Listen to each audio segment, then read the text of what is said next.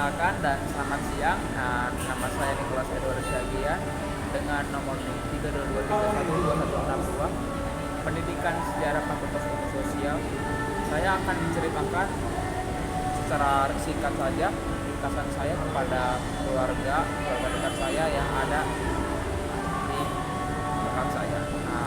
Pada kakak Yohana, saya akan menceritakan tentang ringkasan dari sebuah entitas buku dengan buku berjudul India, Bangkitnya Raksasa Baru Asia. Dari ringkasan yang saya ambil, buku ini sangat menarik, di mana buku ini membahas tentang teknologi informasi dari negara India, tentang bagaimana dia melampirkan bagaimana kekuatan ekonominya yang berbasis industri IT, serta bagaimana andil bagi berkembangnya industri di IT Amerika Serikat. Yang kedua, India ini merancang layanan jarak jauh. Seringkali pekerja India kita tetap berada di tempat asalnya, namun mereka ini melayani pelanggan di seluruh dunia secara daring atau lewat jaringan teknologi informasi yang ada di zaman sekarang. Juga India ini membangun industri otomotif, film, serta farmasi. Ya, seperti kita ketahui, India ini terkenal dengan film-filmnya yang telah terkenal di seluruh dunia, di mana tentang Hollywood, dan seringkali itu menjadi ekspor untuk mereka. Negara India ini menjadi negara yang besar dan dapat berkembang ke depannya. Untuk ekonomi pertanian, di tengah dominasi konglomerat dan usaha skala menengah, usaha kecil UK tetap menjadi tulang punggung utama perekonomian India. Industri kecil menurut senior direktur dan head Southeast Asia Pacific Country and Multicultural Filora, Federasi Kamar Dagang dan Industri India (FICCI), menyumbang hampir 40% nilai tambah total industri dan 45% impor. Tulang punggung dari wawancara yang Kompas di kantor Delhi mengatakan jumlah UK meningkat dari 0,87 juta unit Agustus 1990 sampai 1991 jadi lebih dari 3 juta unit tahun 2000 sampai 4 juta unit, dan sekarang ini UK sekaligus penyebab tenaga kerja terbesar setelah pertanian jumlah tenaga kerja tahun 2009 18 juta orang. Untuk melindungi UK dari persaingan baik di dalam negeri maupun di luar, pemerintah telah mengeluarkan paket kebijakan yang intinya mencadangkan suku Indonesia yang hanya melalui masuk ke Eropa. Dan bab 5-nya saya akan menjelaskan tentang buku dan pendidikan. Derajat pembukuan India merengkuh di dunia. Banyak orang India, terutama Bollywood, adalah salah satu industri film raksasa di dunia ini. Perlahan tapi pasti, mereka mendidik dunia mulai berpaling juga pada industri kebudayaan lainnya di India. Di bayang-bayang kebesaran Bollywood, industri buku India ini memasuki jalur perdagangan tingkat dunia.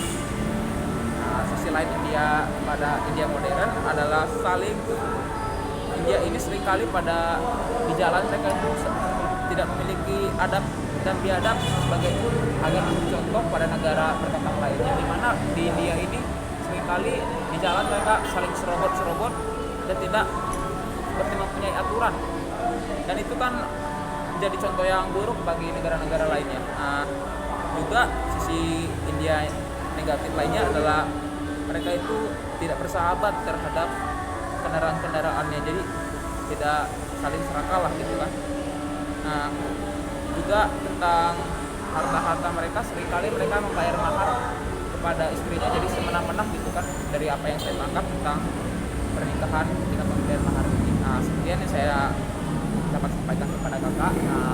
Semoga kakak dia mengerti, walaupun tidak dia mengerti tentang teknologi dalam bidang kendaraan transportasi, di mana ini Jepang juga mengakui India sebagai teknologi yang besar, di mana mereka yang dulunya hanya motor dan mobil buatan mereka menjadi terupgrade dan menjadikan pasar bagi dunia usaha dalam bidang transportasi, di mana Jepang juga mengakui hal tersebut dan menjadikan India sebagai saingan berat bagi teknologi-teknologi yang dihasilkan dari Jepang. Juga dunia kelam di India ini seringkali masih terdapat banyak kriminalitas, di mana seperti pemerkosaan, pernikahan paksa, dan masih banyak lagi kayak perkastaan yang ada di India, yang seringkali kaum bawah itu menjadi tersiksa dan hanya menguntungkan bagi kalangan atas. Negara India ini memiliki sistem yang menarik, di mana banyak sejarah-sejarah yang ada di dalamnya, seperti gejolak-gejolak ekonomi dan pemerintah mereka yang tidak jauh seperti negara kita, negara Indonesia. Juga saya rasa India ini adalah negara yang cukup besar namun terkenal kurang pada kebersihannya. Gimana dia kita tingkatkan kebersihannya, mungkin negara India menjadi negara yang menarik dikunjungi oleh penduduk asing dari seluruh dunia. India ini merupakan negara yang diisi oleh mayoritas beragama Hindu-Buddha dan masih diiniin oleh kasta. Berbeda dengan Indonesia seperti di Bali, walaupun masih banyak beragama Hindu-Buddha namun tidak diinikan oleh nilai-nilai kasta tersebut. India ini juga menjadi teknologi pesat. Mereka itu ingin maju seperti negara-negara bersaingnya seperti Amerika Serikat, juga Eropa lainnya. Mereka ingin menjadi negara maju dan tidak terbelakang lagi. Tapi mereka tidak merupakan negara yang tidak melupakan sejarahnya. Itu juga merupakan contoh yang baik bagi kita selaku warga Indonesia terhadap nilai-nilai yang kita dapat dari negara India ini. Sekian.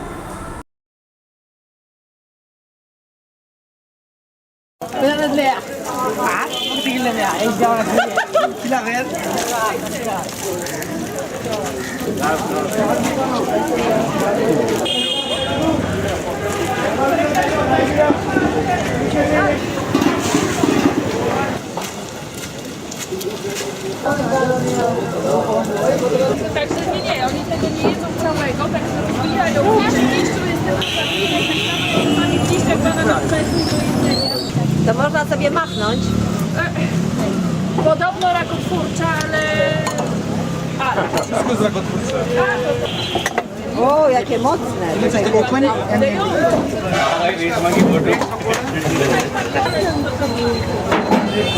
Generalnie no to jest głęboki tłuszcz. Tutaj to jest na bazie migdałów robione. No i tak. marchewka. Bakłażany.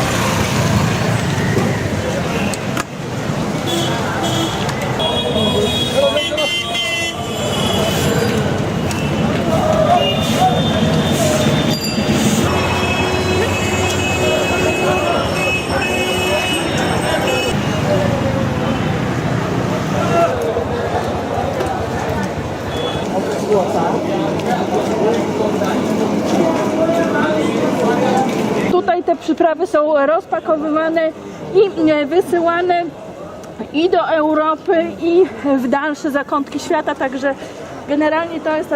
Tutaj też te taczki, które stoją, służą właśnie do przewożenia towarów, przewożenia przypraw. To tam na dole jeszcze toaleta poranna, chłopaki się myją.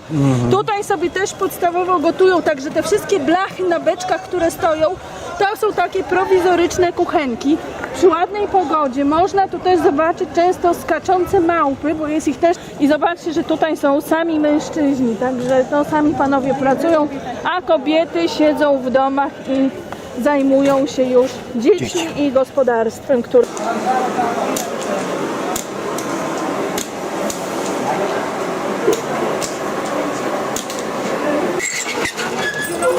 पीछे लगे हो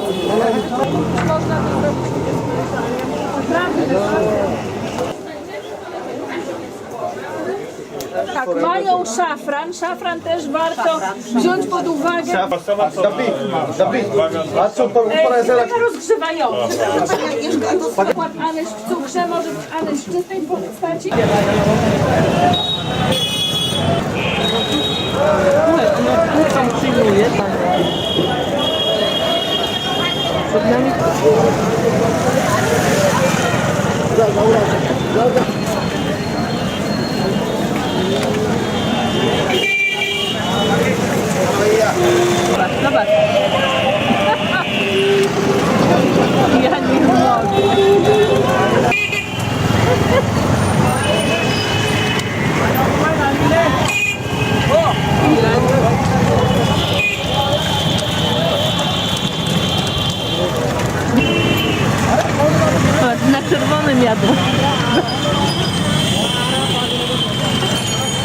Ja nie mogę.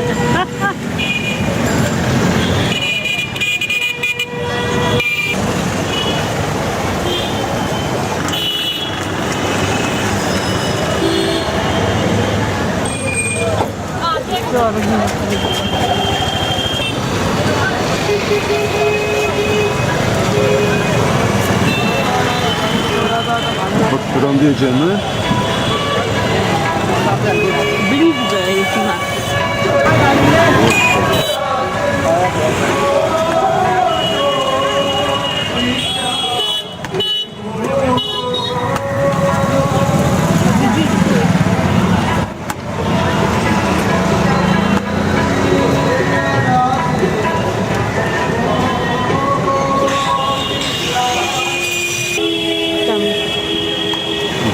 Ten metr nagrody.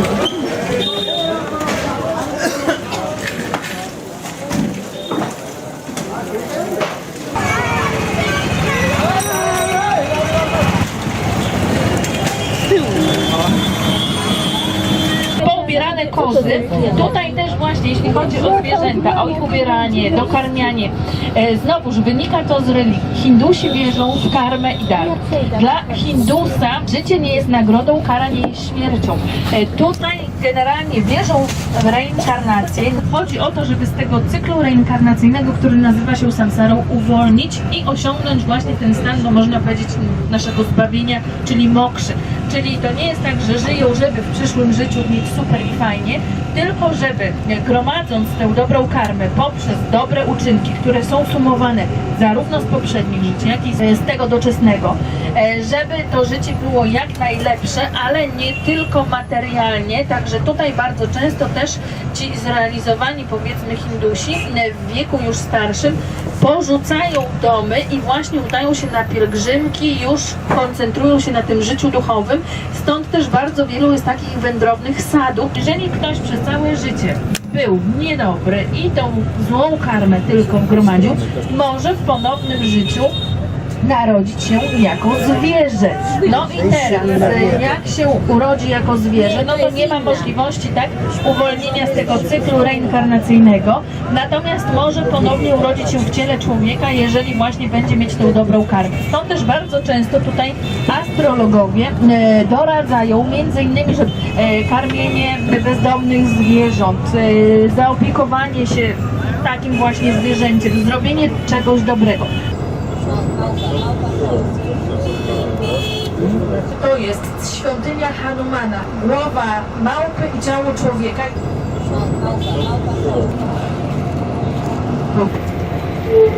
Miejsce, gdzie miał.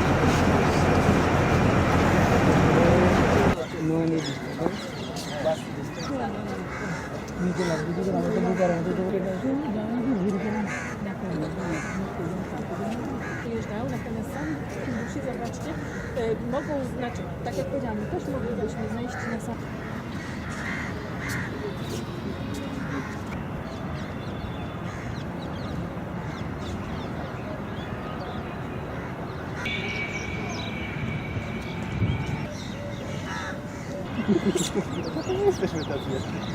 Rzeczywiście, ale są i ogrodzone tutaj większym murem. W ogóle jadąc do świątyni Lotosu jeszcze będziecie mogli Państwo zobaczyć.